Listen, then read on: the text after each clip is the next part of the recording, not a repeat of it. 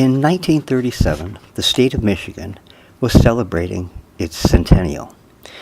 I happened across the Detroit Sunday Times from May 2nd, 1937, and that particular issue had a lot of articles concerning the history of Michigan, and particularly the development of the car industry here.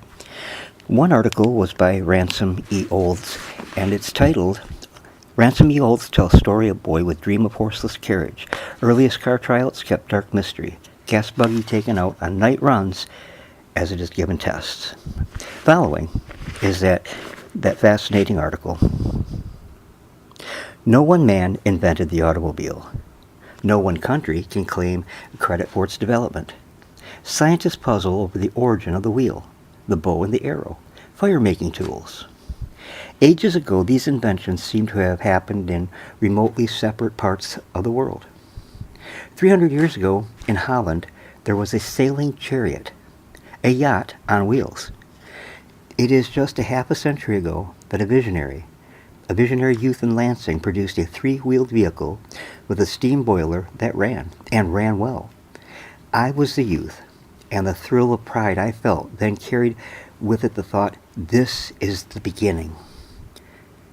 I was born in Ohio of Yankee stock, but I came to Lansing with my parents. And when I was a boy and went through grade school and high school there, I don't know why so many Americans of my childhood were tinkerers, but it is a fact that in every community was a mechanic trying to get more out of a windmill or frittering away his time on a perpetual motion machine. A great many valuable inventions came out of this tinkering. Thomas Edison, you will remember, was a Michigan boy whose imagination was saturated with inventiveness. When the gasoline engine was evolved, it meant the answer to a dream that mankind had long cherished of traveling along highways in a machine. The steamship and the railroad had planted the idea more than a half a century earlier. I went into business, the business of manufacturing gas engines in Lansing, and the internal combustion engine fascinated me then, as it does now.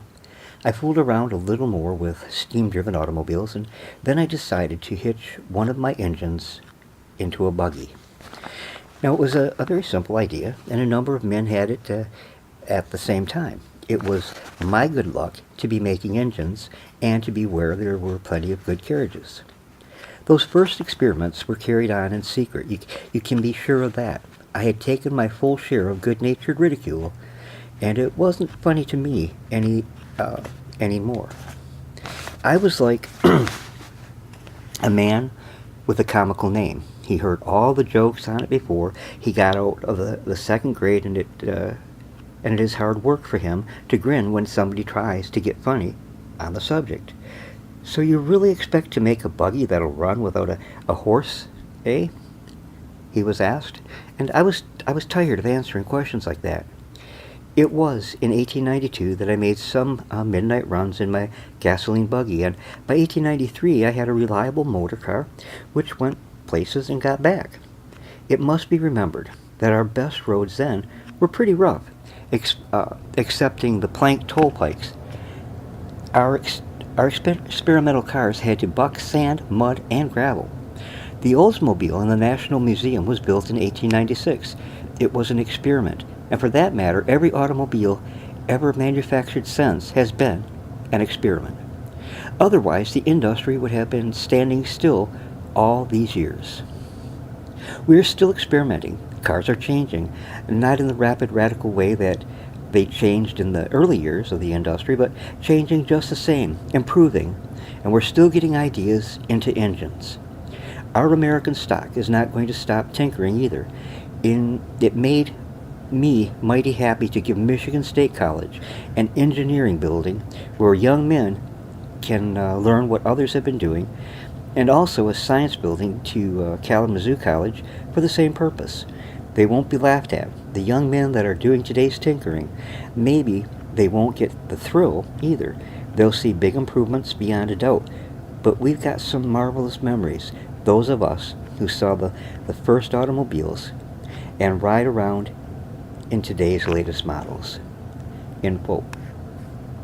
An interesting little article by a very historic inventor, Ransom Eels. I hope you enjoyed it. If you did, please give me a thumbs up and subscribe, and don't forget to click on that bell icon so you're notified of any new videos from the Dennis Morrison channel. Thanks a lot for watching. God bless you all, and good night.